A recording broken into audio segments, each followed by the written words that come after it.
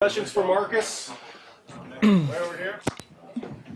Marcus, I'll ask you the same question about Farrell. I mean, it needs two hands to count all the great plays your playmakers made. What comes to mind? Is it Byron sidestep or Farrell run after catch or Carrington with his toes in bound? You know, those kind of things.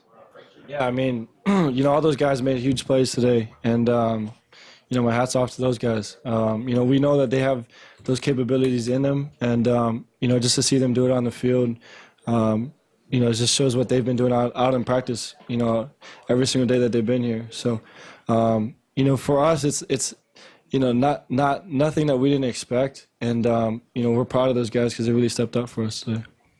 Reggie Daniels is in the cubicle area, back left. Molly.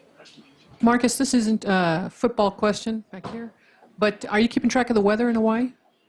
A little bit. My brother, their playoff game got pushed up early due to the weather. My folks are kind of keeping me posted, but it doesn't seem like it's too bad right now. Thanks for asking. Hey, Marcus. Coach said that Farrell's been growing up this season.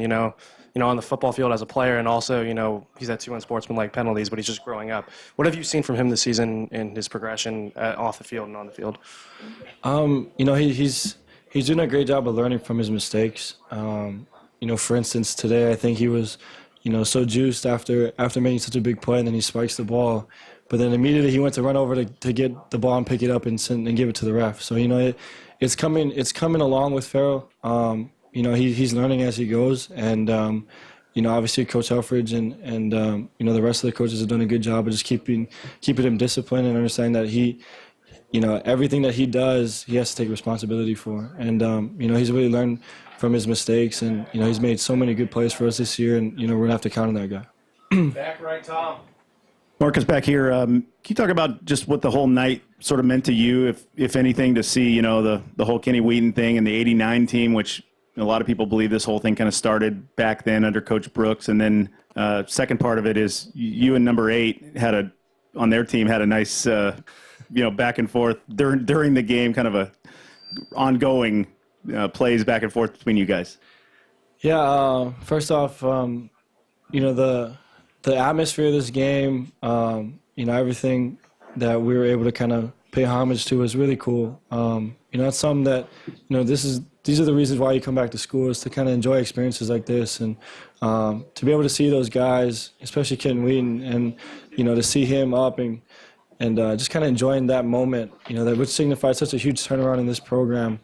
It was awesome to be a part of, and that's stuff that I'll remember for the rest of my life. And the other question, Holly's a good friend of mine, and he made countless plays throughout the game, and it was nice of him to pick me up after he sacked me a couple times. So he's a great player, and he'll continue to do those types of plays.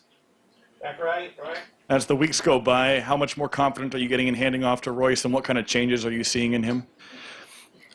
Hats off to that guy and also the offensive line. They really created holes for him to run through, and Royce, I don't know how to explain it. He's done amazing things all year, and for him to continue to have his success, he's going to continue to learn, and he's got such a high ceiling. And we're very excited for that guy. And, obviously we have all the confidence in the world in that guy. And, we'll continue to see plays from that. Second row middle. First of all, congratulations, Marcus, on a good game again. Thank you. But, we're about midway through the season. And, looking at it, is there anything that you're specifically most proud of, either as a player personally or as a team?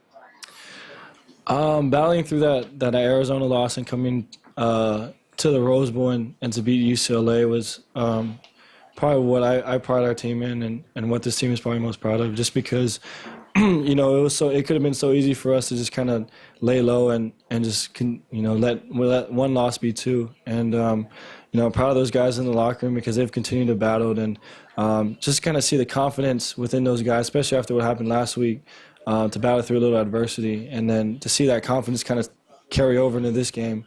It says a lot about these guys, and we're going to continue to take that confidence and see where that goes with this rest of the season. We're going a couple more. Tyson. In the fourth quarter, you were sitting on the bench. I think it was after one of Royce's touchdowns, but you were sitting on the bench with Dwayne and Darren, and it looked like you were kind of maybe going over a play or something. You guys were actually all sitting like really close, like three on the bench, and everyone looked happy, but everyone also looked like they were like really intently listening to whatever you were saying. How does that maybe conversation differ from if you had like the veterans like Braylon and Keenan there compared to these two guys who are kind of coming up in this program? Hey, Marcus, before you answer, EFO is in the back, or I'm sorry, in the cubicle area. Okay, Marcus. Yeah, I think no matter what, I would hope that those guys have the confidence in me to kind of listen to what I have to say. I think Braylon and whoever it is, if it's Dwayne or DC, those guys understand that we as a group want to continue to execute to the best of our abilities, and if we have to come in and talk about some things and go over routes or go over some type of a blocking scheme, they're definitely going to listen. And with that being said, it's always kind of a thing that we have around here is overemphasizing our communication, and that was kind of an example of it. And if we continue just to kind of be on the same page, we'll be able to execute successfully. Jay in the middle.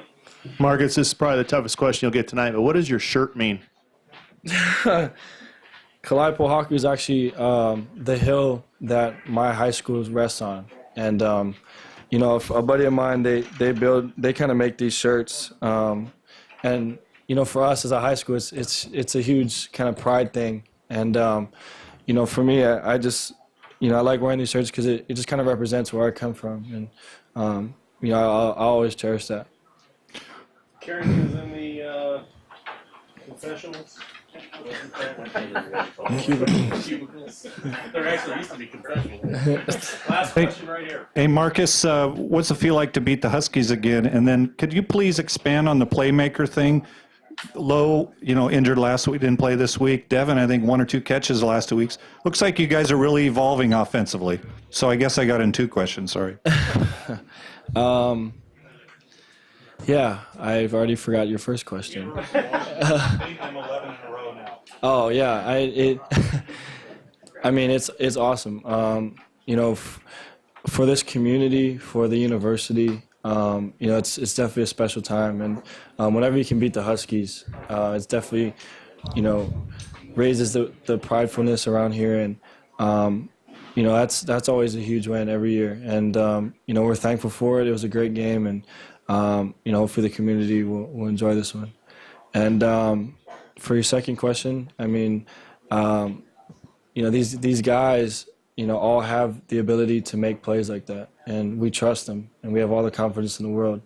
We understand. Coach always talks about the next guy up, and unfortunately Keenan got hurt, and he'll get healthy as fast as he can.